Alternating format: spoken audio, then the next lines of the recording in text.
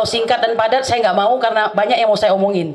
Insya Allah tidak mengambil hak orang lain. Maksimal 2 menit ya. Oke. Baiklah, saya langsung saja, saya coba cepat-cepat ya. Bapak Ibu sekalian yang saya cintai, kalau saya nggak memberikan pertanyaan, rugi saya datang pada hari ini ya. Bapak bangsa M. Nasir mengatakan, jangan berhenti mendayung, karena arus akan membawa hanyut ya. Pada hari ini kita sudah membuktikan. Saya ingin mengatakan di hadapan para narasumber sekalian, Rizal Fadilah dalam tulisannya mengatakan Jokowi adalah penyandra, penjahat, dan penjajah. Kita paham semua menteri dan aparat tunduk kepadanya. Bahkan setelah berhenti pun tidak cukup untuk membuat dia menjadi orang yang berhenti cawe-cawe. Saya ingin mengatakan ada setidaknya 3 yang saya catat yang berjuang pada hari ini. Satu diantaranya Tom Lembong, ya, dia sudah berhasil melepaskan dirinya dengan mengatakan bahwa impor itu sepengetahuan dan petunjuk dari Jokowi. Kedua, manusia merdeka yang bernama Said Didu, yang jelas-jelas ingin memperjuangkan bangsanya, tapi dia justru dilaporkan oleh Ketua Abdesi Desa Blimbing. Kemudian yang ketiga tentu saja dari partainya Bang Deddy, yaitu Mas Hasto, Sekjen PDIP, yang mungkin terinspirasi dari manusia merdeka. Sebelumnya saya ingin mengatakan, saya sebenarnya marah banget sama Bang Deddy Sitorus itu. Cuma alhamdulillah ya, ada perubahan, jadi saya melihatnya agak ganteng dikit begitu. Nah, cuma saya ingin menyampaikan begini Bang Deddy, untuk bisa melebur sebagai bangsa, bagi kami siapapun musuh Mulyono itu, siapapun juga yang memusuhi Mulyono adalah kawan kami ya.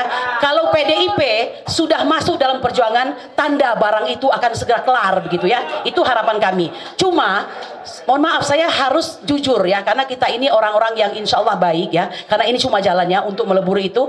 Ada perbedaan katakanlah prinsip di antara kita, tapi hari ini siapa sangka kita bersatu. Saya ingin mengatakan begini ya, kepada ibunda kami yang tercinta, Ibu Megawati, masalah ini sebenarnya nggak sulit-sulit amat itu. Gampang. Bagaimana caranya? Ada kejujuran dari pihak Megawati yang dalam hal ini PDIP untuk menyatakan secara nyata bahwa Joko Widodo adalah penjajah, penyandera, dan penjahat. Bahwa PDIP terus terang saja menyesal telah 2 periode menjadi kuda tunggangannya. Betul! Merdeka! Ya, saya kira begitu. Itu harus ada. Karena kalau tidak ada, nggak bisa. Sedangkan selama ini yang kami lihat, ya mohon maaf, masih omon-omon nih ya posisinya itu. Ya, sabar. Ya, jadi masih omon-omon. Kalau kita bicara agak serius, masih di tataran ini aja nih. Jadi jangan begitu. Seperti kata Pak Nasir lagi, bahwa jangan mengira kita sudah berada di tepi pantai. Justru kita ini masih di tengah arus. Ya, sedikit Baik. lagi Pak. Namanya siapa Bu? Kurnia Pak. Kurnia. J. Satu lagi Pak. Bang Deddy, kami sudah memulai ya. Kami tidak suka dengan pemberian negara kepada Jokowi yang hampir 100 miliar dengan tidak dibantu oleh siapapun. Dengan biaya sendiri, kami bersama Aliansi Rakyat Menggugat, Aliansi Solo Bergerak, Aliansi Emak-Emak Lintas Provinsi hadir di Colomadu. Mungkin Anda sudah mengetahui ya. Ini bukan gagah-gagahan, bukan gagah-gagahan. Kami meninggalkan dapur kami apa boleh buat berhadapan dengan para aparat yang ternyata sudah siap sedia di gudang kosong di depan Colomadu ya, sudah kami buktikan. Jadi apa yang kami sampaikan ini keresahan hati kami, menurut kami bisa diatasi asal PDIP jujur maju paling depan untuk menyatakan Jokowi adalah orang yang sudah, nah berani apa enggak? Saya kira gitu aja ya Pak. Tambahan Pak, Ibu Bivitri, sebentar, untuk Ibu Bivitri, kemudian Bang Ferry Hamsari, ini adalah orang-orang yang menjadi apa namanya ya, di muka hari ini karena mereka bicara hukum. Satu-satunya untuk mengadili Jokowi hanya lewat jalur hukum. Jokowi yang sudah kami lakukan adalah mengenai pemalsuan dokumen, kemudian pemalsuan informasi dalam akta autentik pasal 263 dan 266. Lalu bagaimana dengan si Fufafa ini, si anak tengil ini? Banyak Pak, penodaan agama, kemudian pornografi ya, dan yang ketiga perbuatan tidak menyenangkan dan sebagainya. Banyak pintu masuknya. Kami menunggu Bang Ferry Hamsari, Ibu Bivitri Susanti, Bang Refli Harun, ada nggak ya? Bang Refli Harun, semuanya. Kalau kita bersatu, oh ya satu lagi yang paling keren nih Bang Abraham Samad, ya mohon kalau perlu Pak jumpai dong Pak Jokowi, Pak Prabowo.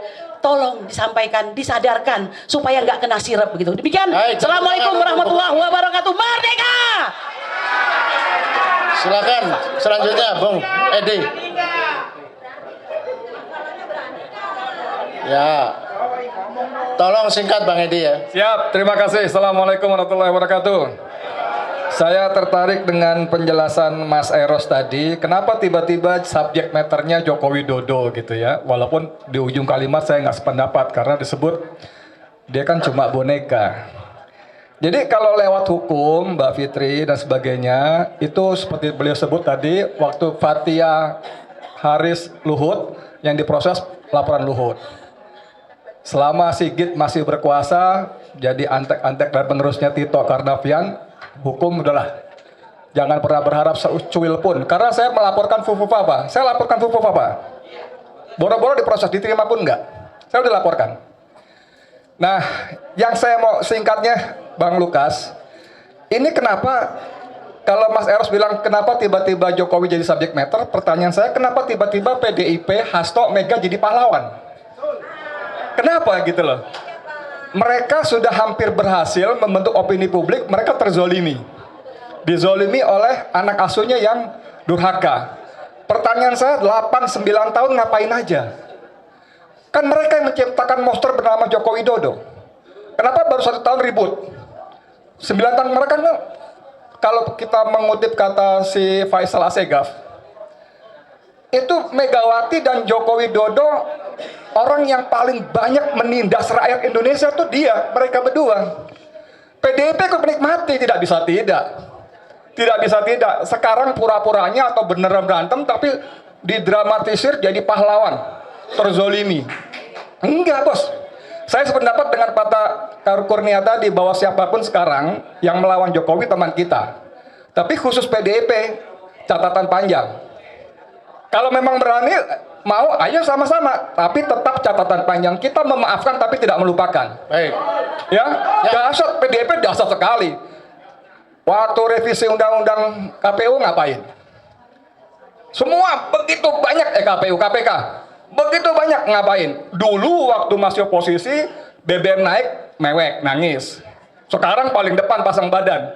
Jadi ngapain gitu loh? Nah teman-teman rakyat Indonesia, ini disiarin semua, jangan terkecoh. Jangan terkecoh sedikit pun juga, ya. Ini cuma masalah kesempatan, mereka berbeda jalan aja. Kalau masih satu, mereka saling menunggangi kok. Mereka saling menunggangi, tapi sudahlah. Kita melupakan, tapi tidak memaafkan. Ya, atau begitu saya tidak mau dua-duanya sebetulnya. Karena sejarah panjang sekali. Nah, saya suka dengan kalimat Mas Eros, 3R. Resah, rusuh. Revolusi. Revolusi. Baik. Saya minta teman-teman di sini mulai deh. Lupakan partai. Lupakan partai, bukan partai. Partai, lupakan partai. Mereka cuma sekarang beda kepentingan aja, Pak. Begitu kepentingan sama, mereka sama-sama ngerampok lagi. Baik. Ya? Poin taken Bang Edi ya. Poinnya minta Mas Eros barangkali Ya. mengorkestrai kita. Terima kasih banyak. Assalamualaikum warahmatullahi wabarakatuh. Ya, terima kasih. Berikut.